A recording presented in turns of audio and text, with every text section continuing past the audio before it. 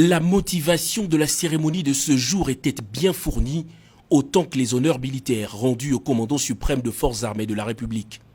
Ce séminaire sur l'éthique et la déontologie vient répondre à un besoin pressant de lutter contre la culture d'immoralité qui s'est installée dans l'armée depuis quelques décennies et qui compromet dangereusement l'identité positive et l'intégrité du pays. Former les commandants pour qu'ils deviennent des modèles pour les hommes de troupe, c'est l'objectif que poursuit ce séminaire qui réunit tous les officiers militaires à renseigner le chef d'état-major général de forces armées de la République qui en appelle à une participation active. Le ministre de la Défense nationale et ancien combattant a pour sa part mis l'accent sur le code de déontologie, autrement règlement militaire, vieux de 57 ans et qui nécessite une révisitation. Népotisme, affairisme, clientélisme ou encore favoritisme politique, Gilbert Kabanda a énuméré sans gêne tous les comportements anti-éthiques qui déplument l'armée.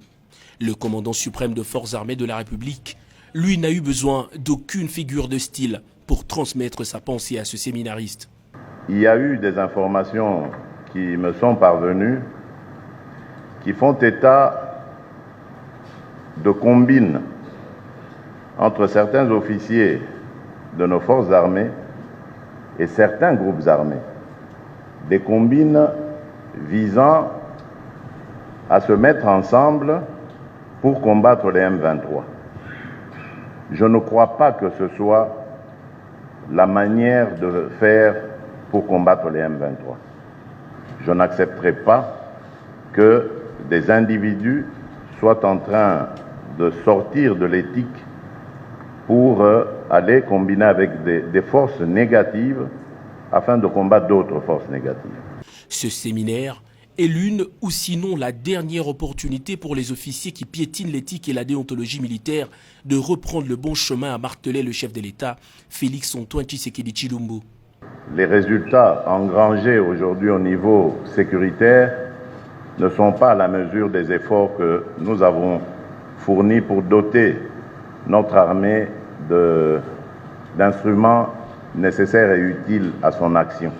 Cela ne va sûrement pas nous décourager, en tout cas je ne suis pas de cette école-là de gens qui se découragent facilement.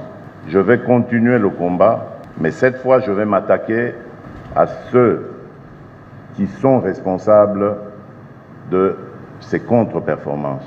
Maîtriser les notions fondamentales d'éthique militaire et les règles déontologiques, être capable d'influencer positivement son environnement, réintégrer dans son comportement les règles de conduite vis-à-vis de la population et des institutions de la République, les attentes de ce séminaire sont vitales pour l'avenir de l'armée nationale.